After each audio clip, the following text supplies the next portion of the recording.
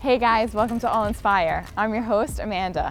Today we're going to be joined by Amy, who is the founder and creator of Colors, a women's empowerment group. We're on the campus here at CSI, so let's go upstairs and get to chat.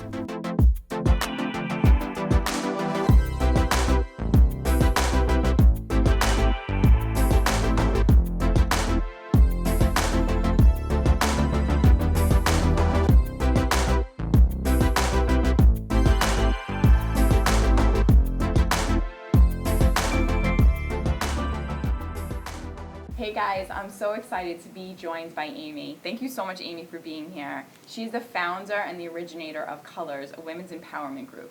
So can you just start by letting us know exactly what Colors is? Sure. Colors Workshops is an after-school program for girls ages 12 and up. It will be a daily after-school program that teaches life skills. So we're teaching beauty and image, finance, public speaking, domestic management, civics, and we'll also be having spirituality, which is our most important. Our Colors core mission of the workshops is to empower young women to become leaders of themselves and of our community. I feel like what you're saying is redefining the way that, we're taught as young women.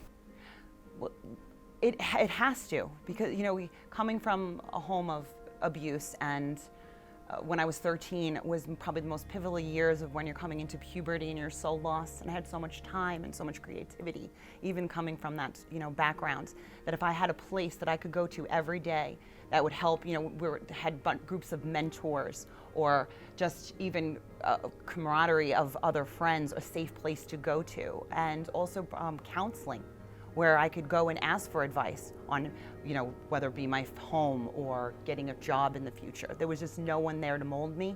And in time, as I, went out in the world, I realized how detrimental our life skills were and how much we're missing that mark in school. Amy, your background is so compelling and it's truly inspiring. I know your background because I've been lucky enough to sit with you, but our viewers don't. Would you be willing to kind of give them an overview of what you've been through in the past to help you to kind of get you to this point, and what helped you to pinpoint wanting to create Colors? Well, the reason I'm out about my story was not just to inspire, it wasn't originally to inspire just young women. It was, like I said, to channel my anger, but I also wanted to let bring awareness to sexual abuse, of what it really looks like. I was born into a home of two extremely attractive, white, I would say privileged, educated parents. Beautiful home. My father was the director of a Little League and a police officer. My mother was a stay-at-home mom. Like I said, stunningly beautiful. Everyone in the neighborhood knew them. So it was not it's not what people typically think of as an abusive home. So when you see it on the outside, I just ask for people to see, look for the things that they don't see. That we never smiled, or we didn't really go out much, my sister and I. But my abuse started as early as I could remember, before speaking. So I say toddler. It would be sexual abuse from father, and then fighting off older brother later, and a lot of physical abuse on that end by fighting. But what I did know about always with myself, and I won't share my sibling story because that's really for them to share, but why I felt I've endured as where other people don't is that my creativity was always there. I was always able to escape somewhere mentally, whether that would be artistically, or write it out, or cry it out, or talk it out. So I think that was key. And then the second thing was big was I always knew instinctively that it was them, not me. Most children blame themselves, right. But somehow I always knew that there was something wrong with him, that he's evil, that this is wrong. So I was just biding my time to when I knew I could leave and get out. So I was just basically enduring my childhood, I would say. So coming from your childhood, it led you to run away from home. I just knew I wanted to leave really early. So I knew, 12, 13, 14, because we were intelligent and we were raised where we really cared. So a lot of shame was involved. So I knew I had to leave at a certain age. I held out as long as I could, but it was about 16, and that's when you start getting promiscuous. You do whatever you need to do, whether that be being with partners you don't want to be with. But I always wanted to be independent. Even at that age, I just wanted to be on my own and take care of myself, abuse-free. So again, if I had a place like colors, which I didn't, to use those skills, which I basically thought I had none. I didn't even have a high school diploma at that point. That I could have used those improperly instead of other people coming in and telling me how they'll use my body or my skills. So when a young girl doesn't have or a young person doesn't have a place to channel those skills in that pivotal time of career building, then someone's going to take you for their agenda and use you for what they need to. Hence, going into the sex club industry. Not that we were, a lot of people want to compare abuses, saying you worked as you were a dancer or you were a sex worker or whatever. At the end of the day, a child, let alone a grown woman, has no business being in any place that objectifies or just completely sells your body for any reason, whether it's to see it naked or whether to use it to any type of exploitation. And it completely changes a young woman. Yet another part of our beauty and image section about them owning their beauty and them using it for their gain, not for someone else's profit. So being that you were missing this type of mentorship and leadership in your own life, like if Amy could go back to see little Amy 20 years ago, 10 years ago, even just 5 years ago, is there any advice you would offer yourself? I guess just hang in there,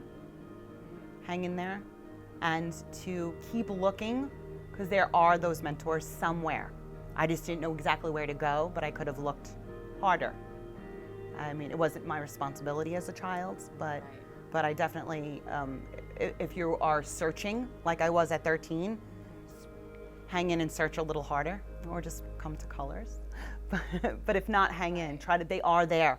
Those mentors were there. I just didn't, I was picked up by other sources first. Right. But yeah, they're there. And being that you feel like you were missing that inspiration, is there any advice you could offer somebody right now who may be watching this who's feeling lost and like they have ideas but just don't have an outlet for it? Could you offer them advice? Well, now with the internet and the social media, I feel not that there's no excuse, but there's many outlets to get it out. Just be as authentic as you can, and understand the kickback that's going to come with putting yourself out there.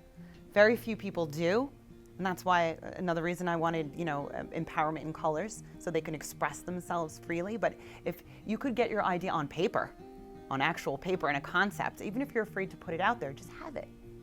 They're waiting. Maybe later you will be confident enough to show it, but don't ever not write it down. When you write it down, it becomes real.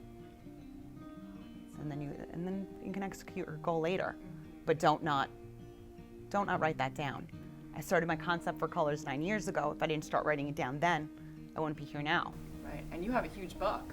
Oh, I mean, you guys. It's about 1,000 pages. It's amazing. The plan. She has this book and in her home, but you have this beautiful mirror up with all your pictures and all these visual, cues for what you want to create.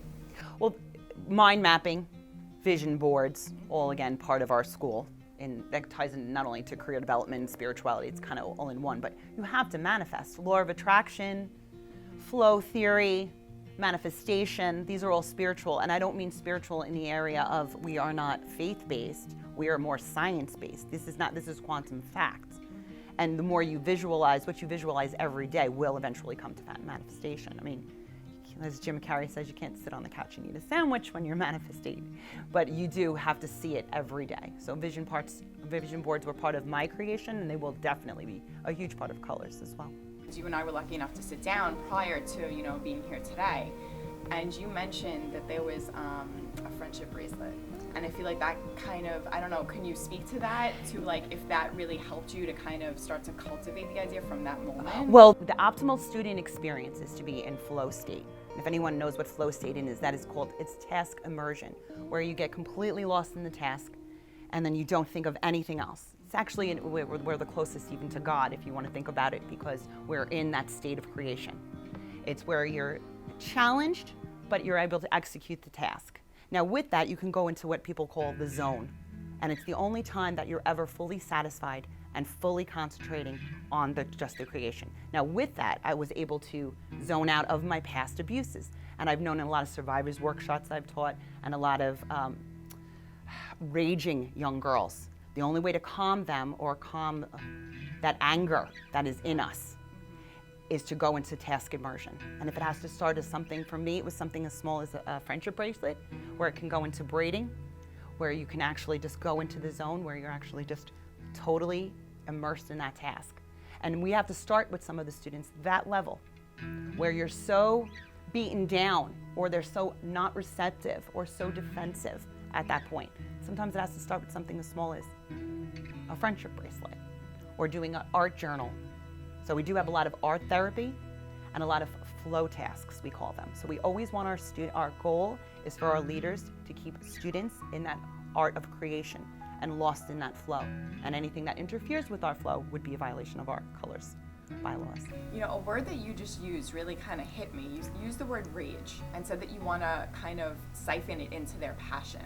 Like, how do you feel like that's something that could help to change these women and the path that they're on? You know, it is at 13, it's such a scary age, I think, also for educators, because they're so, at that age, they're so angry, so combative, so defensive. You combine that with a girl that has been abused, you can't get to her. But I do find if you push through and you learn to channel that rage, they become some of the strongest leaders, because they're usually the black sheep, or the most angry, or the defiant ones are usually the strongest. They just haven't been heard, or they don't know how to express their emotions properly. A lot of them have PTSD, they have these trust issues. So before they're able to go into colors, where they can come fully into colors, they can stay in our program and stay in rage while they're still in anger, and they need to express it whatever way they have. And I hold that for them. There's really no space that they can't be in that workshop. There's nothing that they can say that would scare us or terrify us. And when they're ready to come out and process their emotions and channel them more properly, then they can come out of rage. So it's basically, we're not saying that there's anything wrong with their anger. It's definitely a stage they need to go through, that we're just going to hold it until we can channel it properly for you. Now, how that starts, for some people that's going to be public speaking, or maybe doing a civics project or a community project against their injustice. For someone else, it might be just task immersion or creation. For someone else, it might be writing or doing art journaling. Either way, it has to be channeled into purpose. Because when I find someone who is at that pivotal age where they're in such anger, and they could go, I call it either way, because they're so impressionable, I say that's when I want them, give them to me. And I will take that rage and we will channel it into something productive. I also let anyone know that's in that stage of healing, where your life is bleak, or you don't feel any sense of hope. Sometimes it is that small to start with that little task. I spoke to a survivor who comes from domestic violence. Her husband actually killed her children in front of her, and she had to be hospitalized, obviously for trauma. And I asked her how she got up, and she has survived and thrived and moved on, which I cannot even believe she walks today. But she said it started with something as little as knitting, a craft. If the end of the day was to just produce that blanket or color that last page, sometimes you have to start that low of appreciation. So you have so much to offer, like with your background and with the school that you're creating. Can you compact everything into a why? Like, what's Amy's why for pushing colors and for not allowing society to knock you down? To tell you the real truth, why I like to empower women, it's selfish, because I love to see women see the beauty in themselves, because that's the only time I see my own. And that's the truth. And that's when I feel the most fulfilled, is to help. And as a leader in different departments in the beauty field, I could never pinpoint exactly what I wanted to do, but what I was excellent at, or I could say my best area, was as a talent recruiter. I was able to bring together all different expertise and then be able to see a bigger picture of how they all could come together, which a lot of times that a lot of leaders, especially leaders of other women, don't really see, because they look at the differences as we're never going to get along. I'm able to see how all of our differences complement each other, hence the different categories, and where we can all shine individually in our areas of expertise. You know, I have to tell you guys a little side note. being in your presence, Amy, it's like inspiring. Oh, There's she's gonna make me cry. There's I can get a little teary thinking about it too. There's such a spirit that comes through you, and the passion and the way that you've been able to hone in on what you want. It I want inspires. it so bad. Oh. Yeah, which is, it shines through. Yes. Thank you so much for joining me. Thank you. Thank you guys for taking the time to sit with Amy and I. You guys cannot imagine how my afternoon and I feel like the weeks ahead have been changed by just being able to be in your presence. So thank you, Amy. Oh, thank you so much. Thank you guys for watching, and check back, check the links, check all that, and we can't wait to see what happens with Amy in the future. Bye guys.